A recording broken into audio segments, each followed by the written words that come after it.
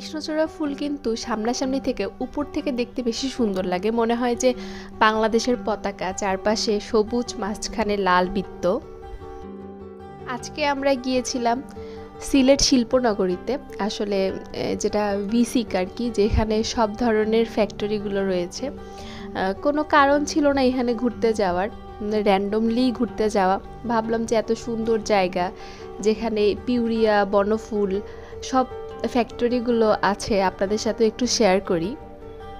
ছুটির দিনগুলো আমরা হাজব্যান্ড ওয়াইফ আসলে বিকেল হলেই বের হয়ে যাই, কোথায় যাওয়া যায় একটু ঘুরতে, আশেপাশে ঘোরার চেষ্টা করি। এই জায়গাটাও আমার বাসার খুব কাছে, তাই যাওয়া। এর আগে কখনোই যাওয়া হয়নি। আমার হাজব্যান্ড বলতেছিল চলো যাই, দেখে আসি ভিতরটা কেমন। গিয়ে দেখলাম যে সবগুলো ফ্যাক্টরি, মানে বনফুল, পিউরিয়া, ফুলকুলি, সবগুলো ফ্যাক্টরি পাশাপাশি।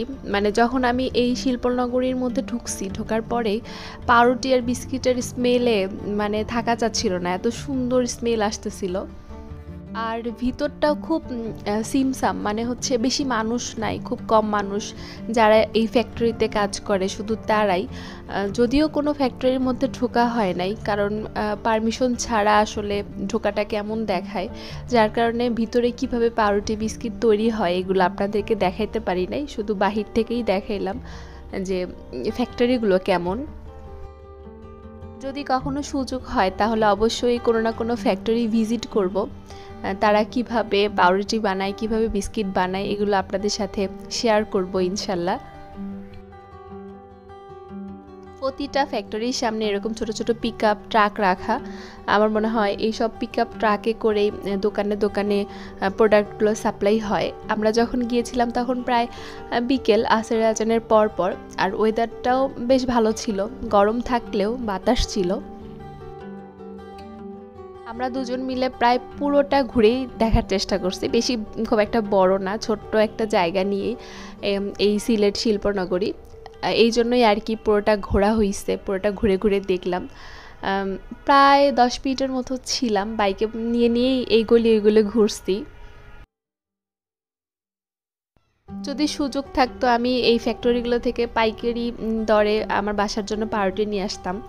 আসলে আমি নামিই নাই, কারণ আমার নিজের একটু আনইজি লাগতেছিল, সবাই এমনভাবে তাকিয়ে তাকিয়ে দেখতেছিল, আমি ভিডিও করতেছিলাম এই জন্য হয়তো বা, যার কারণে আর নেমে জিজ্ঞাসাই করা হয়নি যে আপনারা পাইকারি সেল দেন কিনা।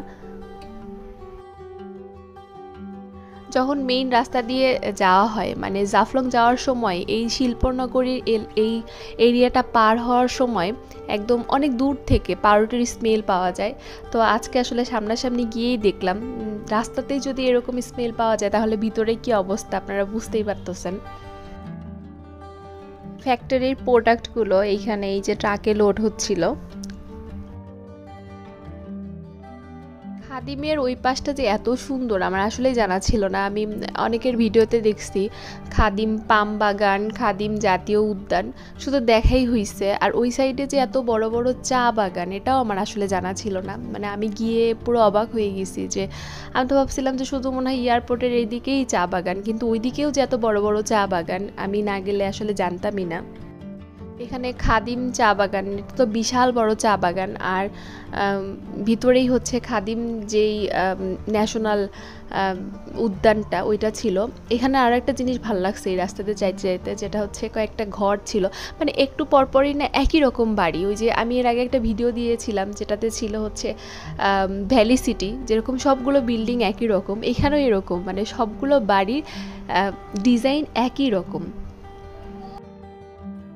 আমি খুব তাড়াতাড়ি আরও একটা ভিডিও শেয়ার করব, যেটা আমাদের জন্য একটা অ্যাডভেঞ্চার ছিল। আমরা একদম জঙ্গলের মধ্যে দিয়ে কিভাবে কোথা থেকে কোথায় গেলাম, তাও আবার সন্ধ্যা সন্ধ্যা টাইমে। এটাই হচ্ছে পরবর্তী ভিডিওতে আপনাদের সাথে শেয়ার করব ইনশাল্লাহ।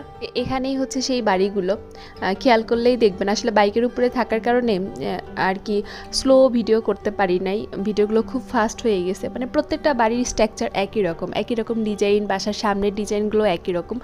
জিনিসটা আমার খুব ভালো লাগছে। ধন্যবাদ সবাইকে ভিডিওটি দেখার জন্য। ভিডিওটি ভালো লেগে থাকলে আমার চ্যানেলটি অবশ্যই সাবস্ক্রাইব করবেন, আর সময় থাকলে ফ্যামিলি নিয়ে অবশ্যই এ ধরনের ফ্যাক্টরি আর এরকম ন্যাচারাল জায়গায় ভিজিট করে আসবেন। আমার মনে হয় আপনাদেরও মন ভালো হয়ে যাবে এরকম জায়গায় গেলে।